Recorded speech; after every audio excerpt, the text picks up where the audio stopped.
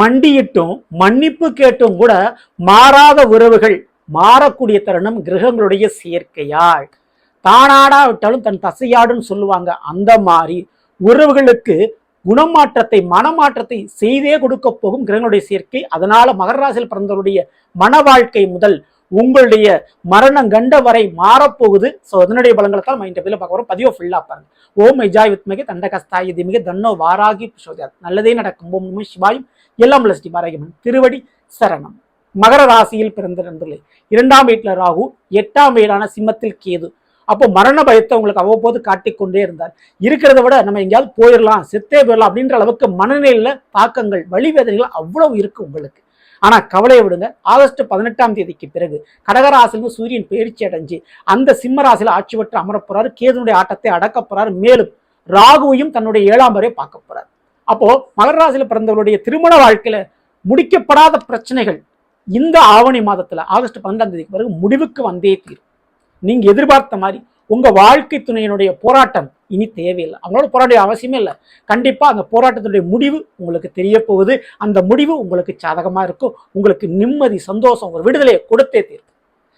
இது மட்டும் இல்லைங்க. தேவையில்லாத இந்த செய்வினை, ஏவல், பில்லி, சூனியங்கள், அமானுஷ சம்பந்தப்பட்ட விஷயங்களால பிரச்சனைகளால பாதிக்கப்பட்டு கொண்டிருக்கக்கூடிய மகராசிக்காரங்களுக்கு அந்த பிரச்சனையிலிருந்து வெளியில வருவீங்க. தெய்வத்தினுடைய அருளாலும் கண்டிப்பா அந்த அருள் மூலமாக உங்களுக்கு இந்த பிரச்சனைகள் முறியடிக்கப்படும், தீர்க்கப்படும். அதேபோல வெளிநாடு யோகங்கள், பூர்வீக சொத்து பிரச்சனைகள் ஒரு முடிவுக்கு வந்தே தீரும். வெளிநாட்டுக்கு செல்லக்கூடிய வாய்ப்பும் கண்டிப்பா உங்களுக்கு உண்டு. வேலையே இல்லாதவங்களுக்கு அந்த வேலை வாய்ப்பு கிடைக்குங்க. சட்ட சிக்கல்கள், பிரச்சனைகள் ஒரு முடிவுக்கு வந்தே தீரும். அதில் கவலைப்படாம இங்க இருக்கலாம். சட்டமே, அரசாங்கமே உங்களை பாதுகாக்கும் பல பிரச்சனைகள் இருந்து. ஸோ உங்களுடைய பாதுகாப்பு கண்டிப்பா சூரியனால் உண்டு, அரசாங்கத்தால் உண்டு.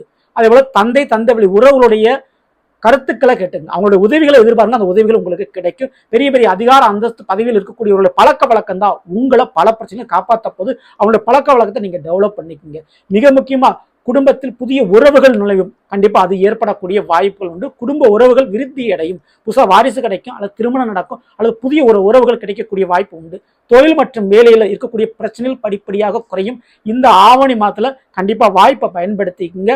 உங்களுடைய உழைப்பு நேர்மைக்கு சரியான ஒரு பலன், ஊதியம், சம்பள உயர்வு போன்ற விஷயங்கள் கிடைக்க போகுது. சரிங்களா? மிஸ் பண்ணிடாதீங்க. இந்த ஆவணி மாதத்துல மகர ராசியில பிறந்த நீங்க வழிபட வேண்டிய மிக முக்கியமான ஒரு தெய்வம் அப்படின்றது கண்டிப்பா பிரதோஷ காலன்று நந்தீஸ்வர பகவானுடைய வழிபாடுகள். ஒவ்வொரு பிரதோஷத்தையும் மிஸ் பண்ணிடாதீங்க. அந்த பிரதோஷ காலன்று நந்தீஸ்வரனுடைய வழிபாடு தான் உங்களுக்கு மிகப்பெரிய வழிபாடு, முக்கியமான வழிபாடு. தவறாம பண்ணிக்கணும். சரிங்களா? இந்த பதிவு பிடிச்சிருந்த லைக் பண்ணுங்க, மாற்றம் ஷேர் பண்ணுங்க. இது போல ஒவ்வொரு ராசிக்குமான பலன்கள் தெரிஞ்சுக்கணும் மறக்காம நம்ம சேனலை ஃபாலோ பண்ணி வச்சுக்கோங்க. அடுத்த சந்திப்போம். நன்றி, வணக்கம்.